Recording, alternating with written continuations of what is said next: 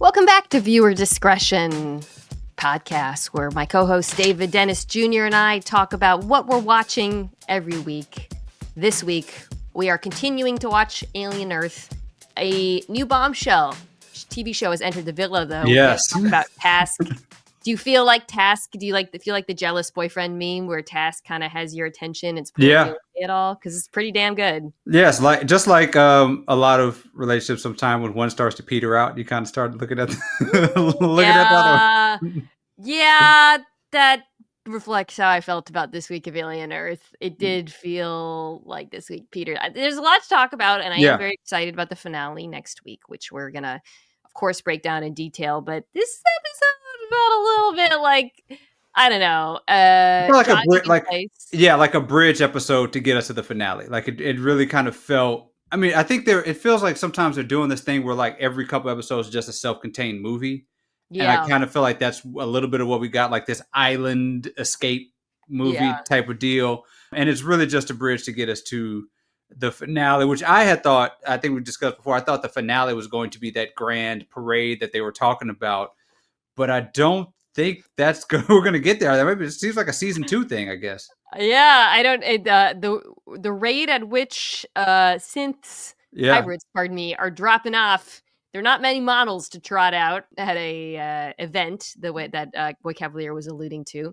All right, well, let's just get into it. Let's talk about, there was kind of 3 separate plot lines I want to discuss. One of which is how the last episode ended with Slightly he was like in a vent hiding with Mr.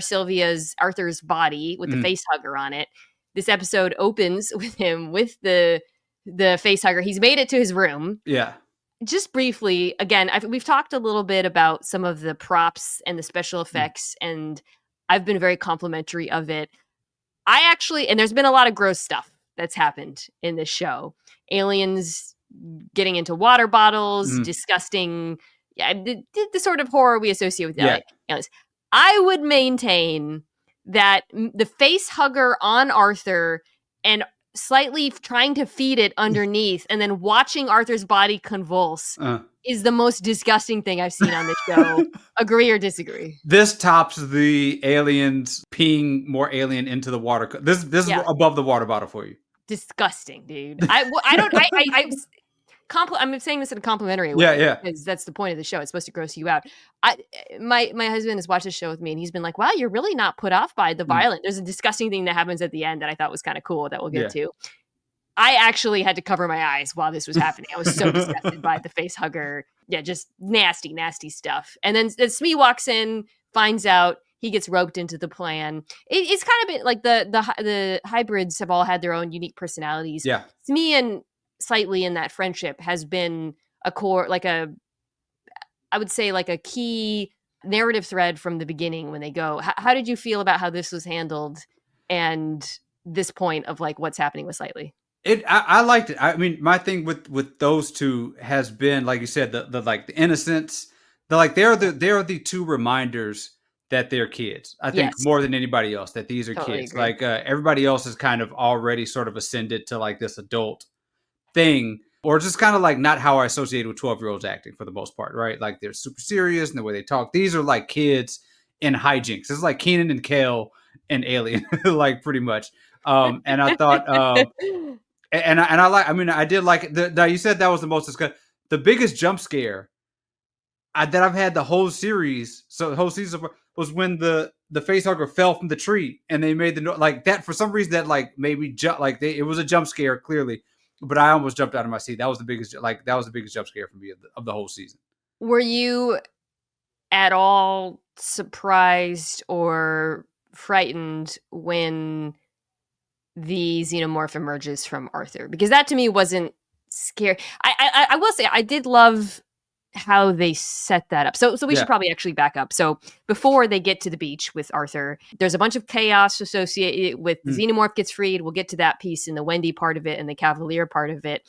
But amidst all of the chaos on the island and at Prodigy headquarters, Slightly and Smee are trying to escape or get to the beach with Arthur's body at this point. The facehugger's on him, and Kirsch just walks right up And, you and I talked last week about like, what's Kirsch's game? Is he letting this happen? Whatever. Why is he's watching Moro communicate with Slightly? What is going on? And he walks up and immediately he's just like, no, take the elevator. Yeah. So at that point, it's like pretty obvious what his game is, right? Like he wants this to happen. He wants them to get to the beach. He's setting a trap. Yeah. Well, I'm asking, how'd you feel about that being his plan? I guess fine. I mean, it obviously worked out for him, and that'll be reflected in the power rankings. It felt a little. I guess I wished it was a little more subtle and less obvious. Maybe is how I would feel, because it had started to feel increasingly obvious. Okay, he is watching these things. He's conducting experiments. He wants this to happen. I think like I kind of wish that you didn't make it so obvious in that moment that he was just letting them go to the beach on purpose, because it set up the obvious. Like at no point after that happened did I think that Moro was going to get away with it, or that they were gonna, it kind of telegraphed how it was going to go. Yeah, and I kind of was hoping for a more like twisty or complicated end game, like instead of Kirsch just being like, I'm working for, I'm doing my job. I kind of thought, because there was so much intrigue last week about what is he doing, what is he getting at, and it seems pretty clear that the whole thing from the beginning was a setup to get Morrow, and I'm just kind of like, cool, that's great. Like he good for him. He's gonna win this round, but I thought there was something a little bit deeper that he was getting at. Yeah, I agree. I think with both Moro and Kirsch, we've loved all of their interactions. We've loved the performances of the actors, and we have hoped that they individually had end games that weren't just being competent and doing their jobs effectively. And that's kind of seemed to take Kirsch off the board in that regard a little bit. There's still some ball game left to be played. But yeah, once he saw them and he said, go to the beach. I don't think it was a narrative mistake to have the kids just like completely oblivious to that. They were being manipulated. That seemed appropriate. And his relationship with them is interesting too. But yeah, once that happened, I was like, okay, they're going to go to the beach. Yeah. Selene's going to jump out of Arthur, and then they're going to get caught. And that's exactly what happened. They did have a nice moment that was a little bit sad when the facehugger jumps off of Arthur. That was interesting to me, by the way, because I didn't know what that would look like. And Arthur was fine in himself and just looked disoriented. We as viewers know he's a dead man walking. Yeah. When he goes to the beach and he tells the kids, hey, I know you're lying. Let's walk back together. And then, ultimately that's when the xenomorph is born. That was sad. It was touching, actually, because he's clearly one of the very few humans with humanity in this series. And they made me feel sad for him. He held Slightly's hand. That was the thing that got me. Like he held his hand while they were walking along the beach. And it did feel like, because for the lot of the season, these are real, just like meat puppets. Like all these humans are just like people who just do stupid things and they die. And then they really gave us a moment of real tenderness with the guy who's probably the only person in this project that really genuinely loves these kids. Right. And it was heartbreaking for Slightly to have to watch him die and to go, but Slightly is so consumed by his one goal, which of course he is. Right. And so, yeah, it was heartbreaking. While watching this, my husband and I were talking about, like, if you just remember that these are children, the amount of trauma they're experiencing, like watching that guy die the way he did and knowing that they brought it about, because it was actually defensible for Slightly and Smee to not know how this is going to play out. Like they don't know what the facehugger is. They don't know what's going to happen. All they know is that they're being asked to bring this guy to the beach with the alien. They don't understand it. So yeah, it was pretty devastating. After that happens, the alien escapes. They try to bring his body stupidly to meet Moro. Moro is like, this is a corpse. It's pointless. And then they get caught almost immediately by Kirsch. We get a little bit of a showdown between Moro and Kirsch, where he says, nobody likes a sore loser. Moro says to Kirsch, this isn't over. Kirsch says, nothing ever is. Yeah. Before we move on, like, what did you make of that confrontation? Because it does feel like this is setting up something in the finale. It better. Like I know, from what I understand, like they envision, the creators envision Alien Earth as like Alien Game of Thrones. So multiple seasons, so they probably have a blueprint for a really long time for this show. But I want Morrow and Kirsch like immediately next week. Like this is what I need to me, this is the most intriguing, interesting, climactic thing that we could have. Kind of, again, it's totally understandable that Mora wouldn't have anticipated Kirsch essentially being one step ahead of him, right? This entire season, but it is unsatisfying to just it was kind of like Morrow looked a little dopey. You know, it Yeah, just he kind of did. looked. He looked Yeah. like he kind of looked. It felt like it was too easy. It felt which you know, maybe Morrow wanted to get caught. Maybe there's something like about him being in there. But other than that, it just made like once the plan, and it's kind of easy to like Monday morning quarterback it, but like once the plan falls apart, it's just kind of like this wasn't really a good plan to begin with. Yeah, right. It's so much dependent on like a kind of dumb kid. Yeah, yeah, And I guess that's all they had, but right. you saw that. Before we get to the big Wendy, which is kind of like the biggest, I think, plot line of this episode. Amidst all of this, so I mentioned the chaos. So the episode picks up in the aftermath of like the lab basically breaking down. We find out when Kirsch and Kavalier show up that the xenomorph didn't get out. Actually, the cheap with T.S. Ellis is still penned in. It was just the flies that got out, and I was kind of like shocked that they sent in the security guys who weren't like doing anything to go catch the flies, and that they were able to catch them fairly easily. Felt a little weird to me, but whatever. They walk up on Toodles, whose face is melted down, and Kavalier says, "Where are we on reboot and restore?" And he looks, he's like, "Well, there goes that $6 billion." Completely unbothered by it. Unbothered, we don't expect him to care about these hybrids, but also like unbothered by the financial loss of it, which is kind of interesting. Kirk says this wasn't an accident. Watch the tape. Put on the all-22, and Kavalier is delighted because he sees T.S. Ellis knocking over Toodles, and he's like, becomes aware that there's some kind of deeper intelligence at play. He says, wow, he didn't even benefit from that directly. The fly did. Oh, actually, and then we get another incident where Kavalier gets to talk to T.S. Ellis. They put T.S. Ellis, the sheep, in his room in a little closed cage. He tries to talk to him. He asks him if he knows the next 3 numbers of pi. Great scene. The sheep stomps him out and then poops. Okay, so this is where I want to pause. Kavalier's just not working for me. Yeah.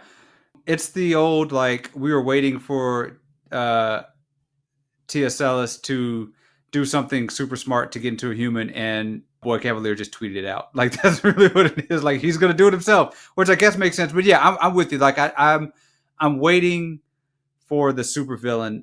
Like, I'm waiting for the moment where it feels gratifying, where he gets his comeuppance, and it just is not right now. There's a broader problem here, right? Which is that one of the most important themes of this show, of the franchise, is that these aliens are really scary and evil, but how about these humans, right? And like, you constantly reveal like these humans also are menacing or corrupt, and they're always have like terrible incentives, whatever. So if Kavalier is supposed to be one of the scariest villains in the show, you got to make him scary. Yeah, I just feel like he is so, at this point, like he's kind of a cliche of like a dumb evil billionaire kid. But you know, I think a few episodes talked about how like he doesn't have that Joffrey feel, where every scene, who also was that similar archetype, right? Like young guy, too much power, kind of evil, doesn't care about humans. But every scene with Joffrey in Game of Thrones felt charged, like anything could happen right now, some kind of horrible death. It doesn't even when he says things like, okay, who are we going to feed to him, to the Ocellus, like, you know, maybe like a mold scrubber, somebody with a low IQ, whatever. I'm like, like, it's not really, it just doesn't do anything for me watching him. I don't like hate him as much as I feel like I should for this show to work. He also doesn't really feel powerful. Yeah. In a weird way. You know, like, he does not feel like, I don't know how he has accumulated this wealth, but I do not see somebody who, like, when again, we compared him to Lex Luthor before, but like Superman told this line of like a guy who was a super loser and super annoying and a very punchable face, but you know how he accumulated how he came to power. You know the level of power he has, and you see it. What we know about Boy Kavalier is he owns these continents and owns part of the world, and he has this money and he's doing these experiments. But I don't feel like Joffrey again. Joffrey felt powerful. That was part of the thing. Like that power dynamic was there to the point that even as a viewer, when you were watching, you feel powerless to what Joffrey is going to do next. Right? You're just on the ride for if he is going to start murdering people or whatever. Yeah. And Boy Kavalier, you just don't feel that power dynamic with him. Yeah, there's never any question that if Kirsch wanted to, Yeah. right? Like, but Kirsch isn't. That's not the purpose he's serving on the show. He's not. Well, Morrow, even in the last episode when they had the talk or the meeting, I was like, "What's like if Morrow just slit his throat right now on the table?" I don't like the thing about like we go back to Joffrey. Like he felt untouchable. It felt like you cannot do anything to stop him. And Boy Kavalier feels easily stoppable. Even like everything is falling apart. The experiment's blowing up. Doesn't even seem that. I mean, again, there's a world in which maybe he doesn't upset about it. He's not upset about it because he doesn't actually care. Money is not the most important thing to him, right? Power is, and maybe he views this as being a means to an end. But you gotta make him scarier than this. Yeah. I guess that's all I'm saying. Like, the evil humans on this show are not evil enough to command my interest. Yeah. And it's if he dies, because it seems like they're setting up for a very humorous death, it's not going to hit remember when on Game of Thrones, like when they killed him with the dogs. Yeah. That was like they're just he's just not one of those all time Breaking Bad. You think about like just think about like some of the all time villains and the way they make them, like every scene with Giancarlo Esposito in Breaking Bad, you were like terrified. Yes. Insane. Right. And you just don't feel that way. So this episode, though, the biggest, most important plot line is what happens with Wendy, because we talked about in the last episode, Marcy, how Marcy, the artist formerly known as Wendy, could go either way. Mm-hmm. And it was interesting. She's the main character. She started as a human. She became something other than a human, but still human. The connection to her humanity is her brother showing up, who reminds us of that. And they have a lovely relationship. We talked about the very beginning, how they sell it really quickly. We buy into it. He wants her to be a human and to still be his sister, but we don't know. She's talking to the xenomorph. We don't know what direction it's going in. So early in this episode, so I talked about kind of the aftermath of she walks in, she sees Toodles dead. She doesn't seem that upset by it. She says, well, we can't die. We're premium, right? Yeah. Which is a crazy thing to say. She communicates with Xenomorph. He bangs his head at her. Mm. Then she finds Nibs and Curly and says, we got to run. She's going to try to escape with Hermit. Okay. Then she frees the Xenomorph. Mm-hmm. And it just immediately kills a ton of innocent lab techs. Mm-hmm. Pause. At this point, are you thinking, oh, she's like gone, like the humanity is gone, or do you think that there's still like a war for her soul? Because what was interesting is the monologue she did last episode about like I don't want to be humans anymore because this is humans, and so it's an interesting choice to have her just have this thing on a killing rampage, right? Because she has been a heart of gold the whole time. I don't know if we're watching a corruption of that person going on, but it was a very like quizzical thing to have her just like to have this alien, the xenomorph on a leash, really, to just go and like start murdering people, and not just murdering soldiers. Yeah, like murdering innocent. Like I guess we're trying. I guess. I don't quite understand what her morality is supposed to be at this point, and it's an interesting, it's an open question. But that when she frees him, like, and she's not stupid, she knows it's gonna start killing people. That's pretty brutal, man. I even you can't even write that off as like, wow, this is a child who doesn't quite understand cause and effect. I think she does, and I think she made a choice. And to our earlier point about Boy, she's like murdered more people than Boy Kavalier has. Like she's done more. Like that's like if he had done that, it would be like, okay, this like we haven't seen him do anything like that, and we've seen her like she's the first person to just sort of go out on a killing spree for whatever reason. The xenomorph itself, it's kind of funny. It kind of looks a little different. It's got like it looks like a little tinier. Yeah. I don't know what that's about. Yeah, because we were like wondering, like, what are they talking about? Like, what is their relationship? She's able to communicate these things. I mean, is there a world in which the xenomorph is using her as opposed to vice versa? Because she freed it. Yeah, she freed it, and then at one point he wanted her to go. It's unclear who's telling who to go where.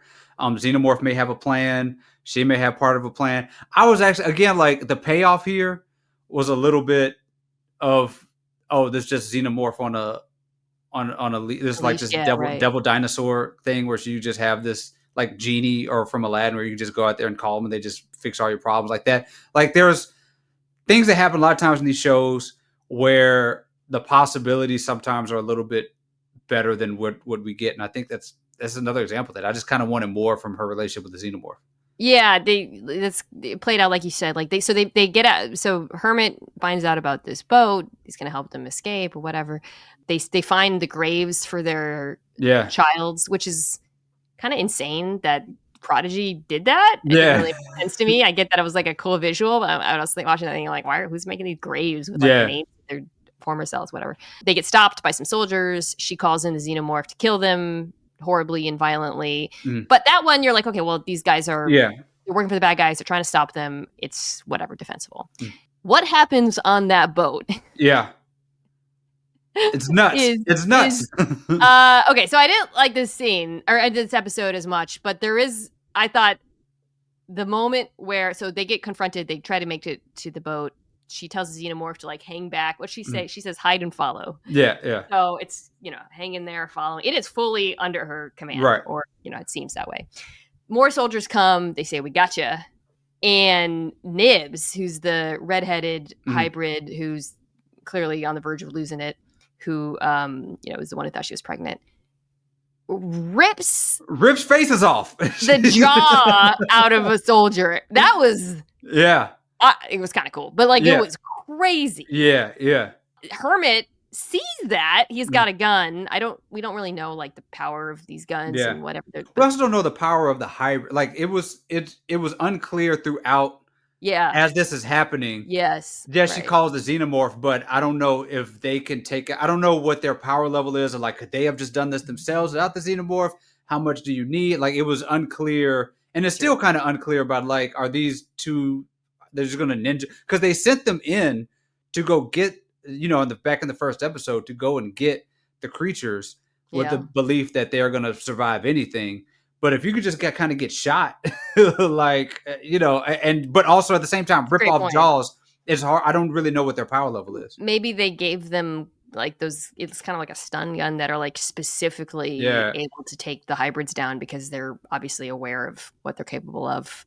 They are. We are not. It's being revealed to us. They have super strength, obviously, because you rip dude's jaw out. So I just want to live in this moment, though. The music cues kick in.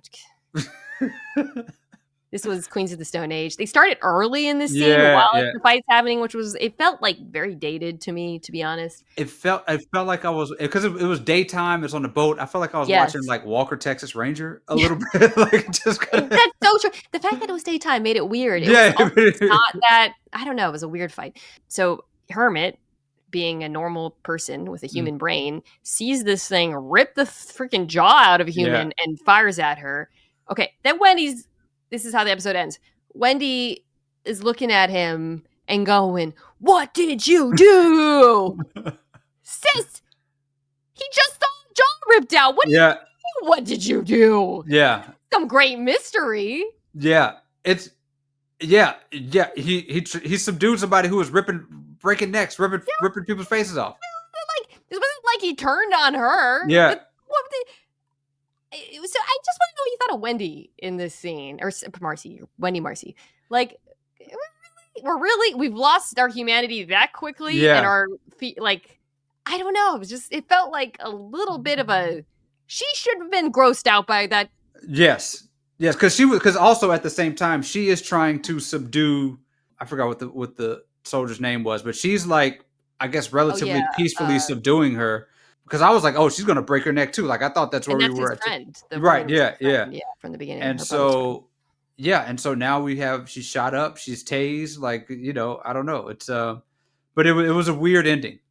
It feels like at this point with Wendy, her point of view / morality / motive is entirely about survival and not about, there's no like broader sense of right and wrong. Right. But she's gone so far out of her way to feel compassion for the other hybrids, to get upset about the memory loss, and to love, she clearly loves her brother and wants her brother to be fine. But and you called it from the beginning, like when you mentioned the thing about her first communicating with Aeon, like the intrigue with her just kind of wasn't there as much as it was with all the other stuff that's happening around her. And now the show is kind of built around, it's really built around its flimsiest structures right now, which is a hero in Marcy who we don't really know her morals or what she's fighting for, and a villain who is not really villainous enough. And you cannot have that. You nailed it. That's so true. Yeah, like the coolest things have now been sidelined, which is Morrow and Kirsch, quite frankly. Yeah. And the least satisfying things have been foregrounded now going into the ending.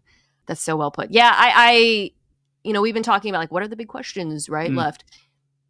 It's kind of like most of them have been a little bit answered. Yeah. We know that Kirsch was just trying to set up traps and he won. We know that Morrow is just trying to recover the specimens and he's failing. We know now that Wendy is just trying to survive at the expense of her own humanity. And we know that T.S. Ellis is going to wreck Kavalier. Yes. So I think that's really, you're actually spot on. Like, I'm not sure that I'm compelled by the mysteries headed into this finale unless they surprise us. I would love to be surprised by, especially Morrow Kirsch. Like, surprise me. Have one of those guys been laying a secret plot the whole time. I really need that to happen. My hope is that there's an understanding of where the show is and who are the main, like our power ranking is going to show like what we want to see in the finale, right? Like if we're at the last 15, 20 minutes of the episode and it's Marcy and Boy Kavalier in a face-off somehow, I'm going to do what you just did, which is kind of roll my eyes. Like, but if we're in a situation where it's Morrow, it's Kirsch, it's T.S., I keep the eyeball, I always say, like we get them together, we get some surprises, some other things. Like I think that creates something a little bit more compelling. Yeah, I think where this is going with Wendy and Hermit is he's going to force a decision from her about, again, her humanity and whatnot, which is fine. Okay. I don't know. I just, all right. Well, power rankings before we move on to task. I mean, there's really no other choice for one. Kirsch is king at the moment. He got everything he wanted. He feels like he's in control of everything. I'm going to go T.S. Ellis. Yeah. The queen. I've decided she's at number 2 because it was a funny scene when she stomped out pie and then laid a pie. Yeah. Okay. So it's hard after this because everybody else is kind of like, oh, I don't know.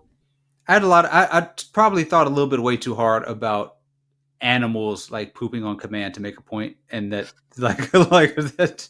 Sometimes Lenny will look at me and just like defiant, like when he's house trained, but there's been moments where he just walked up and like defiantly peed in our house and just like stared me in the eye, and that's what it reminded me of. I was like, what are you trying to communicate to me right now? I mean, poop is a super way more aggressive way to handle this. That showed me the genius of T.S. Ellis to be able to like manufacture a poop on command like that out of a sheep. That's just like she's like the ultimate troll. Yeah, right. I love T.S. Ellis. Okay, so it's hard after this. Marcy here because she just maybe she's turning evil. She's controlling a xenomorph, which should count for something. Yeah, I'm gonna put slightly here because with Morrow captured, his family's probably safe for now. Yeah. And I don't think he's going to face ramifications for what happened. Kavalier, but this doesn't feel like it's any long. Morrow at 6, he's captured, but I doubt that's going to last. And then we're going to go Hermit at 7 and Sylvia, who does not know that her husband has been brutally murdered at 8. I guess I could put also Nibs. Yeah. Nibs ripping faces off, but that was nasty. Maybe did. And holding on to it. Ripped the face off and like held on to like the face pieces. The scene where she was like, Mrs. Strawberry says if you or something. I'm not really. I can't remember what it was with her little stuffed animal. Yeah, I'm not loving that character. I don't know. None of the hybrids are really. They're definitely not the most compelling. Yeah.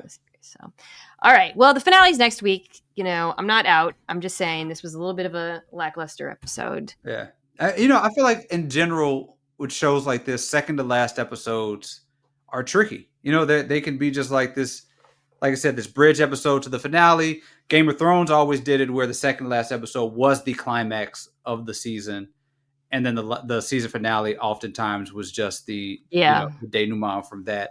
But second last episodes in the season are really tough sometimes. All right. Let's talk about Task. Yeah. There's been 2 episodes. It's on Sundays on HBO for those who have not watched it or who are, I guess, don't listen to this if you've not watched it. Before we get started and talk about the actual show and the cast and all of that, so the show is made by Brad Inglesby, who also created Mare of Easttown. Did you watch Mare of Easttown? I did not watch Mare of Easttown. Did not. You would like it. Okay. All right. Cool. It's it is on the suggested watch whenever I watch Task, and now we know why. One of the through lines, there's a lot of through lines between Mare of Easttown. The show, like the feel of it, the kind of bleakness of it. But the most powerful through line is they both take place in Delco, and he leans so hard into the Philadelphia suburbs aspect of the show. Gotcha. Okay. Which is my second question for you. What is your familiarity with that culture? Because I married into it. Okay. They're talking about Montgomery County. That's where all my in-laws live. Really? Okay. Nick, my husband's from there. He was dying with all that. There's so many references to Delco, starting with the way they talk, which is a very specific dialect that the actors go so hard on with the U's and the water ice and the whatnot. Have you spent any time in the area? Do you have people in your life from there? No, none at all. Like none at all. I've actually, Philly is like totally foreign. No, none. All this was like a new world for me. So many references to the Rita's water ice, Scrapple. It's just very funny. Okay, now that we got that out of the way, Acme Grocery is another. So the way the show sets up is very clear from the beginning, which is we're going to see these 2 perspectives: the FBI agent leading the task force, and then the family man turned criminal who's robbing trap houses. But they really start the episode with like that framework where like you get the morning of these 2 men. How did you feel about the way they started this, where we're like basically immersed in both of their lives immediately? One is Tom Brandis, the FBI agent who is played by Mark Ruffalo. And then the other is Robbie Pendergrast, who's played by Tom Pelfrey, who was the rest in peace, bipolar, the bipolar brother who's excellent on Ozark. Yes. How did you feel about the setup of this? Because they set it up very clearly that way. Yeah. The setup made me feel like there was a relation between these 2 guys. It doesn't seem like there will be, but it's clearly it's these 2 guys, their life. I love, like you jump right into it. I had to kind of watch the intro a couple of times to see because it's interesting because one, Brandis, his thing is very innocuous. He's just setting up for the day. He's doing a thing, but this other guy's like actually you're watching him do start to I guess investigate or the trap house and figure out how to make that thing work. I think they really, and this is going to be obviously like kind of like a propulsive theme of the show. They really want you to root for them both at the same time, which is always interesting to me, right? With, it's funny coming off of the Alien discussion with shows about crime. Yeah. Sopranos, Breaking Bad, whatever. The shows like are like, have different shows have different approaches, pardon me, to like, are you supposed to take one side? Or are you supposed to take This show to me is very much actively encouraging you, the viewer, to want both of these men to succeed. Right. They are both very likable. They're both like good men. I think it's presenting it that way. We can get into kind of what that's true. Like, so because, and this intro really takes strong pains, I think, to humanize them both and by showing you their lives. They're not putting you right in the crime. They're not, this isn't just an FBI agent. It's a former priest who adopted these kids, and there's something that happened with the kids and we don't know at the beginning, and we find out in episode 2 really, but he's very like he's kind of like a little bit of a sloppy dude. He's a Yeah. mess. He's watching birds. He's listening to Phillies games on the radio. He's very relatable. And then on the other side, again, like Robbie, the criminal, he's so likable, right? Yeah, like yeah. that was my biggest, like early on with the conversation with him. He said he drives a trash truck, talking about online dating, and he's ready to dip his toe back in. Like they really want you to. It was such. You want to humanize him. It was such a long scene too, Yeah. of them just talking about nothing, which was really interesting. Like they were driving home, the likability of this guy, even when he's talking to Peach and joking with him to get, the next morning, everything about him from that early on point is really just likable. And I was really into the fact that they really took a long time for them to just talk about nothing, just online dating and just be buddies early on while they're setting up the world. We learn a lot about too Robbie's family. Mm-hmm. Both sides, they tease things that are then going to become involved, bigger deal. So with Tom, the FBI agent, they tease what the hell happened with his adopted kids. You're watching that. You kind of, I kind of guessed it early. Yeah. I had a feeling, but with Robbie, what they're teasing is something happened to his brother. His brother's Uncle Billy. He lives at home with his kids, and Maeve is a big character. It's the woman who is Billy's son, and Wyatt is the son or daughter, pardon me, and Wyatt is the son. And Wyatt asks, did the dragon kill Uncle Billy? So they're clearly laying the groundwork. There is a scene where Maeve, who's such a specific type of the regional, she's like hooking up with a guy. Robbie gets high and goes in the closet, and he comes out and fights him. It's kind of, it starts with comic relief, but then it turns into a blowout fight. And I think the function of it is to say there's a lot of, this is the family like on the edge already, and something's going to tip them over. Yeah. And the acting is just so incredible, top to bottom here. Even, Mark Ruffalo is a polarizing guy on camera sometimes. But I think, I love Maeve is just an incredible character. She's everybody's just really good. That moment of like this family, because they take this time with this family falling apart in the midst of like trap house dealings. It's like it's actually kind of like that family is the cop family, like that's the family that like you think about as usually, right? Yeah, usually it's like I go out there and I fight crime and I come home and my life is a mess and da da da. So it again, to that point you're making, you're sympathetic with them because that's what they're dealing with. The structure of the show is such too, where they're constantly cutting back and forth between the two men. So like, the scene where Tom is like putting together the task force and you're cutting that with Robbie and his friends, and who is one of them is Cliff is the main character, is another trash driver. The actor, by the way, excellent. I was trying to figure out where I placed him, Cliff, and he played Richie on this show Looking on HBO, and I finally figured it out halfway. Anyways, he's really good too, and he's clearly he's not also a good man. It seems like they don't want to be killing people. They don't want to, like they just wanted to rob trap houses, right? Yeah.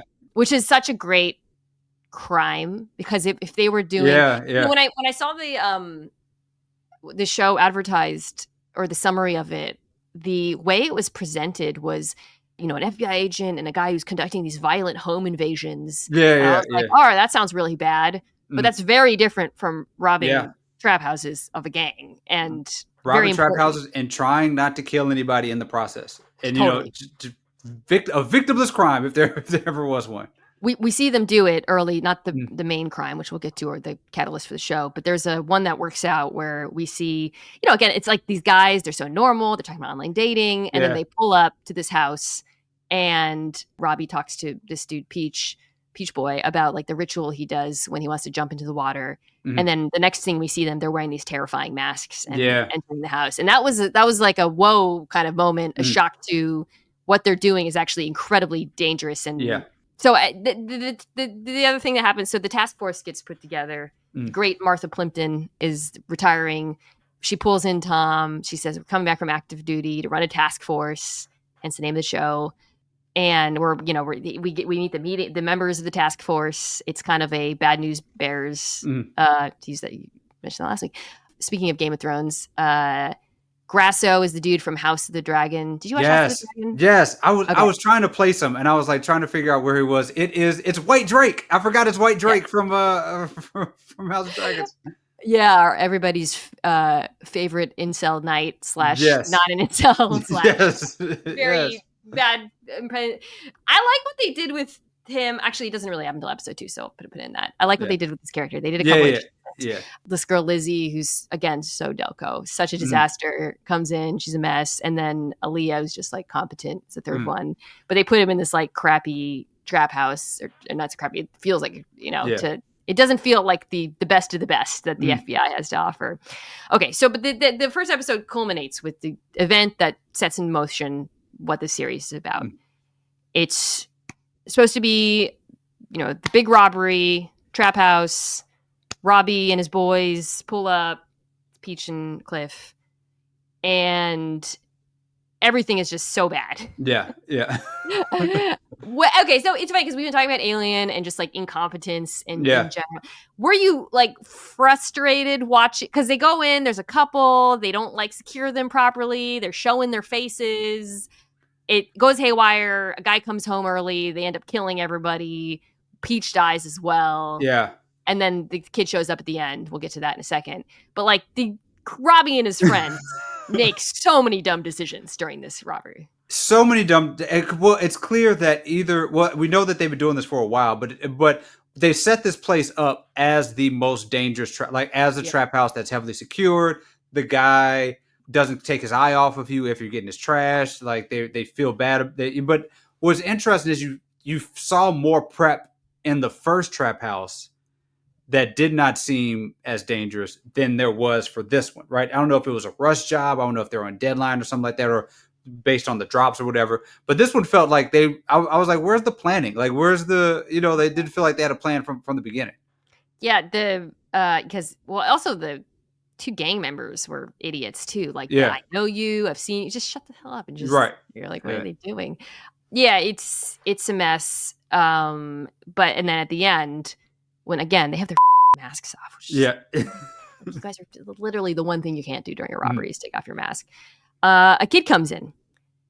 So that sounded like you were such an expert in home robbery. You just everybody knows what you do.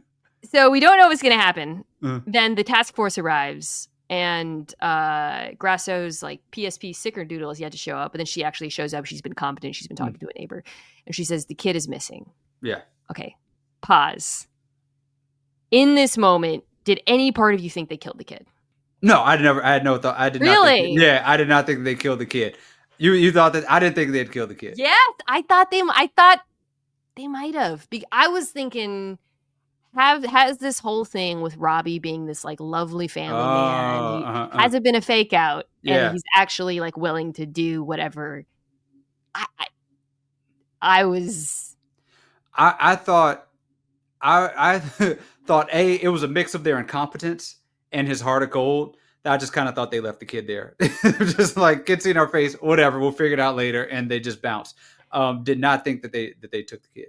The episode ends with them they reveal that they've got the kid. He's carrying him in an eagle's blanket to their own house. So it's a great setup. Such a great pilot. It's an incredible pilot. Really good pilot. You get these characters. They're fully fleshed. You have unanswered questions. You have great performances. But this, it feels like an impossible problem, which is they did this thing, but they've got this kid and you've seen their faces. How do you get out of this? Like, it's a math problem with, I don't think, any obvious solutions. I found myself were you watching and thinking like, what could they possibly do? Yeah, I was like, how can you get out of this thing?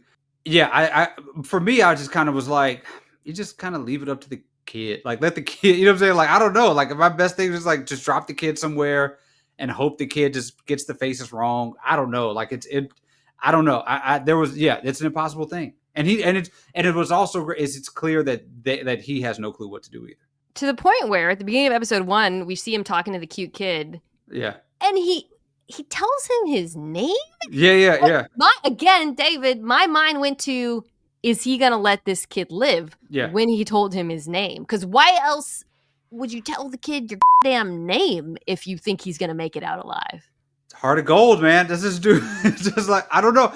I don't know. I don't know if he feels like he's going to keep the kid forever.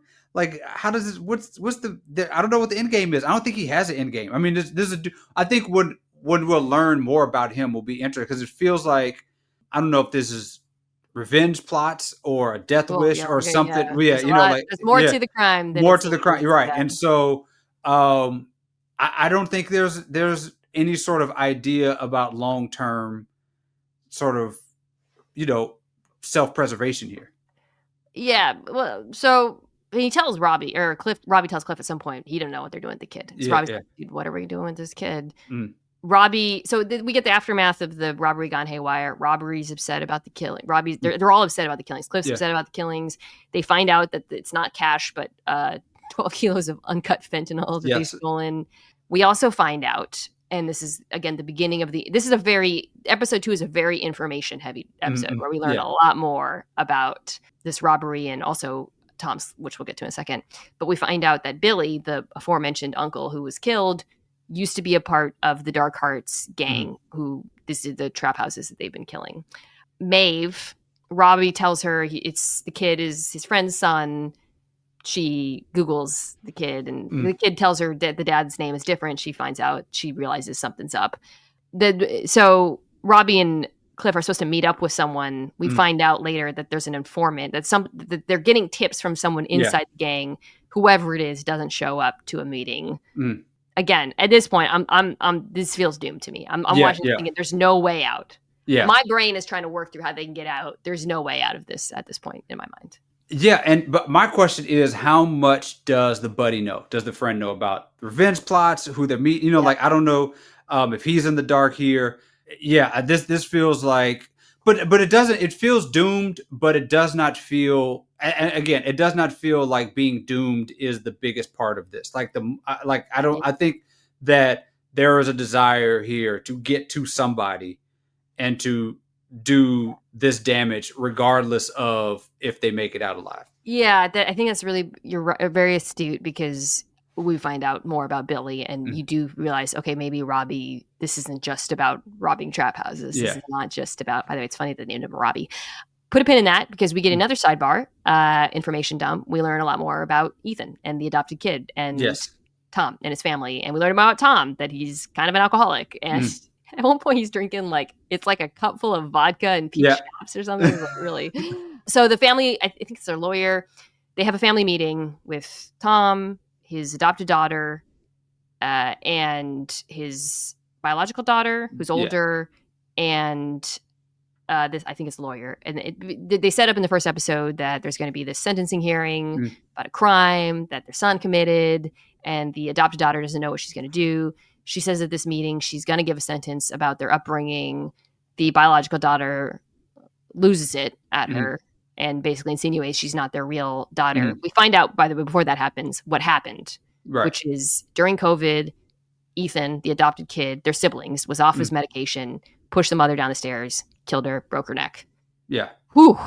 Yeah. Heavy. Which I like, remember this, but looked it up in the process of this, like the psychiatric medication shortage during COVID wreaked havoc on people and families and caused a lot of damage. And this was a real thing that they're talking about. I felt a parallel here to what Robbie was going through, in that it felt like a situation with no way out. Yeah. Like when I was watching this, I was like, wow. On one hand, it's really screwed up with the biological sister sets. Messed up. But on the other hand, like, does she really want the dude who killed her mother to get out? Like, it's and Tom, he meets up with, or he finds the adopted daughter, runs away, and he finds her, and he's like, I don't know what to do about this. And I think that was like, similar to how we feel about like Robbie and the situation he's in. That's how I felt watching this scene. Like, there's no good answers here, and this is just devastating all around, and I didn't feel like there's an obvious like thing that should be done. It just felt really, really like hopeless.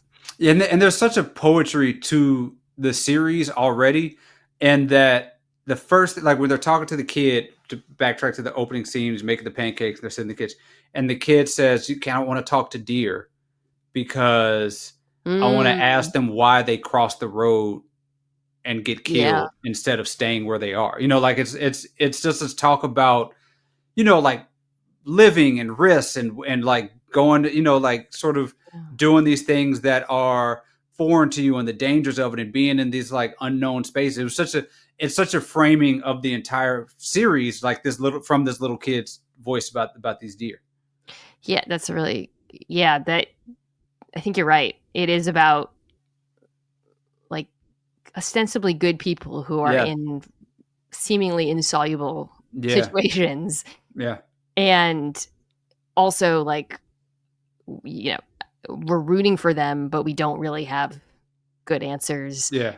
You know, like we're not sympathetic. Obviously the biker gang, no one cares, you know, I don't want them to get away with it or whatnot, but you kind of want everybody else to get away with it. And I want these families to be happy. And I feel bad it's just awful. I kind of liked how organized the biker gang was. Like, you know, like they were just like, you know, Sons of Anarchy, they were like supposed to be organized. They were all just still kind of idiots. Like this was a real, I found myself sort of impressed by the game, the planning that they had, the organization. Like it was a real, I kind of liked them. I think we'll get to them in a second because the second half of the episode is very heavy on the sort of backstory there. But I do think also with the Ethan stuff, it's really important, and with a lot of this, that Tom was a pastor. Yes. Right? Yeah. He or priest. Yeah. He was I got the details. He was like an FBI. There's he showed up basically in like mass casualty. It was a chaplain, pardon me. Chaplain for the FBI's crisis intervention team. So he would show up like after mass casualty events before he got married and then, you know, became an FBI. When he talks to his daughter at some point after the confrontation, I wanted to make sure I had the exact quote where he says, "I've prayed for an answer or some kind of guidance, and all I've gotten in return is silence. I'm lost." And I thought, like, wow, these are people who really don't have any like clear guiding principles at the moment to get them out of these difficult situations. And I felt like that was it was very important that they made him, you know, a man of faith who's completely adrift because of what's happened to his family. He's not just a man. And what's interesting, he's not just a man of faith. He's a theologian. Like you get him talking real, like, religious theory, right? With the guy who comes, his other pastor friend, right, it is right. This is supposed to be about heavier. It's not just about. He's thinking about big issues, and this is again, I think, a show very much about like morality and how difficult it is when you actually have two humans who you both want to. Yeah, and also what I like about his FBI work is it's his job.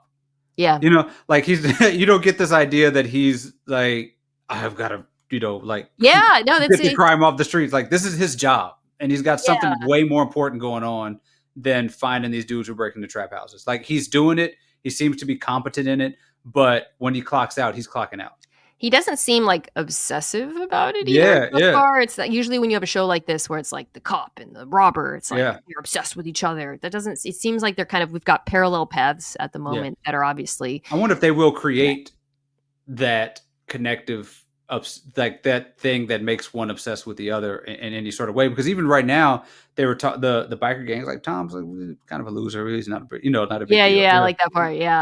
At this point in the show, you're rooting more for Robbie to get away with it. Because it's like it doesn't. I really like Mark Ruffalo's character, but I'm not like he has to solve this mystery. Right. Yeah. Okay, so crazy thing happens. I do want to talk about. I thought this was an electric scene.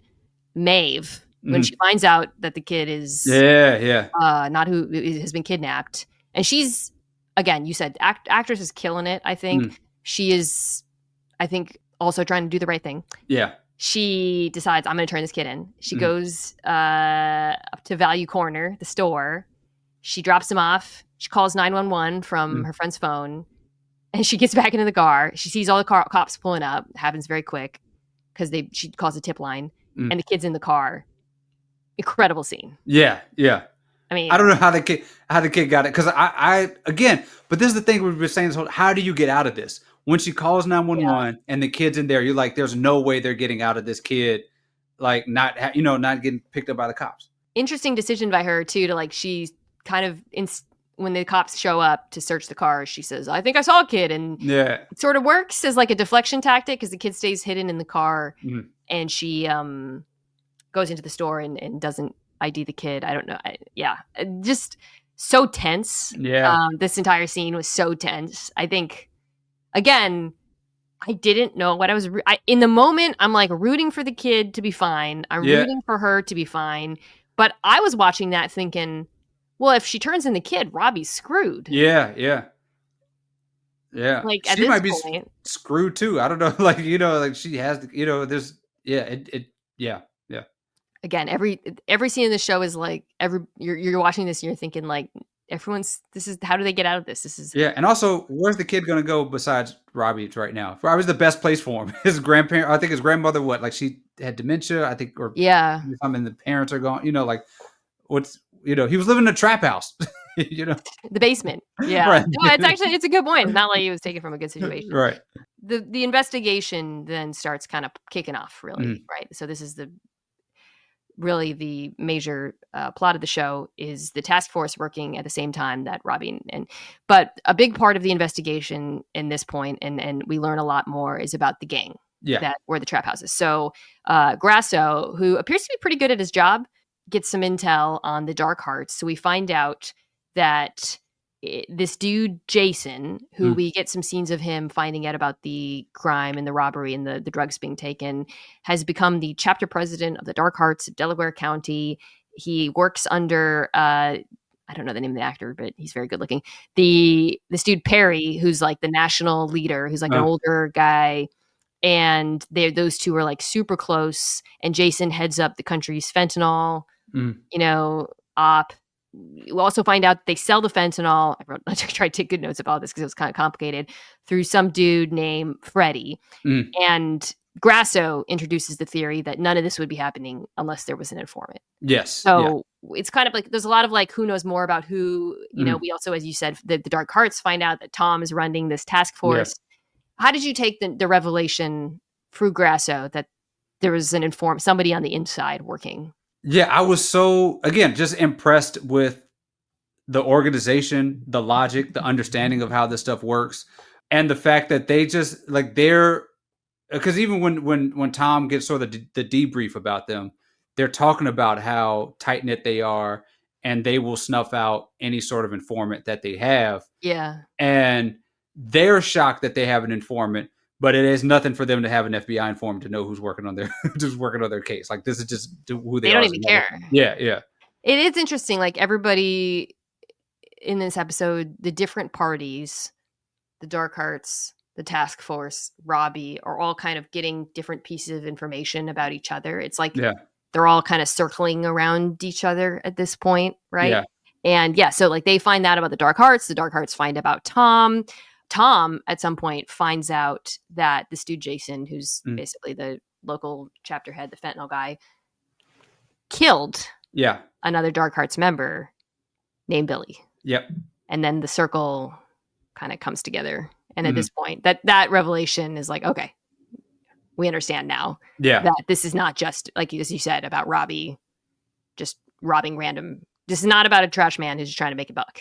mhm, It's about a yeah, lot more than that. yeah, Did yeah. you? How did you feel about that being revealed so early in the series?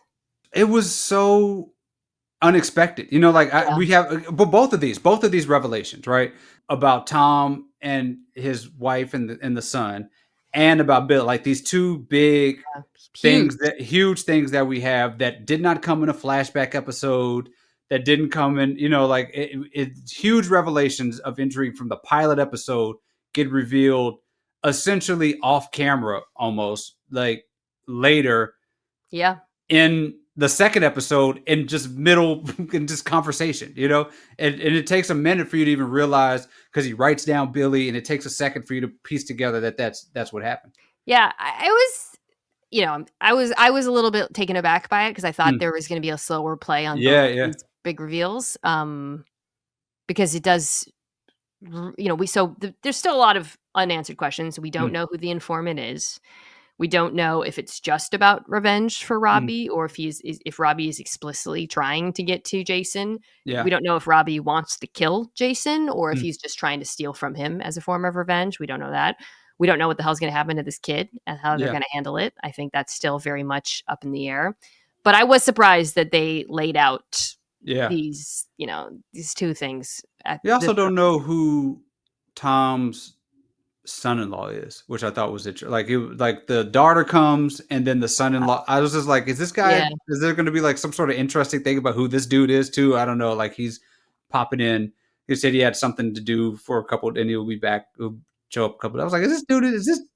interested person, or is this just like a red herring type of deal? Random character introduced. I do want to hit I alluded to this. They do flesh out the characters of the task force a little bit. A scene I really liked because in the first episode they made Grasso seem like a yeah. And just like he was like a jerk to this. I mean, I have very little patience for people who are like late and like. So, the internet knows about how you feel. Sorry. But there's a great scene where he says Snickerdoodle because then we find that's her email address. Yeah. And Alison Stover is the character. Let me remember the Lizzie. Sorry, it's Lizzie, Aaliyah, and Grasso are the three. Lizzie's like, can you cut out the nickname stuff? And at first I was like, all right, he's gonna be a jerk. But then he said, well, I was once DJ Grassanova at Yahoo or whatever. And she says, oh man, like, did you have like a routine? He's like, yeah, no, I don't really like to talk about a DJ Grassanova with little baby. I loved this scene, and I thought they made him immediately so much more likable in that moment. They did. I questioned the songs that he played because I was like, I don't know what these maybe they just had to do it from licensing things, or he's like Flow Rider, and I was like, I don't know what this Flow Rider song. I don't know. It was just I don't know. That is very my husband was losing it because he was naming like Philly school, like Mary and Mercy, and like this my husband, Philly fact check, said everything about this is very accurate. Okay. They're also 100% going to hook up, right? Like, yeah. Oh yeah, it feels like it. Yeah. But yeah, I just think the show's doing a really good job of making us care about the task force, making us care about Maeve, making us care. I don't really care about the Dark Hearts, but like everybody's kind of likable right now, which makes it really complicated from a viewing perspective because a lot of these people are going to die. Somebody's either going to jail or dying, and you got to, because I found myself still searching for a connection between the two main characters, Robin and Tom. Yeah. But maybe there just won't be one. Maybe there just won't be a connection. It's just two strangers who may not even interact with each other all season. Like it's an interesting way to do it.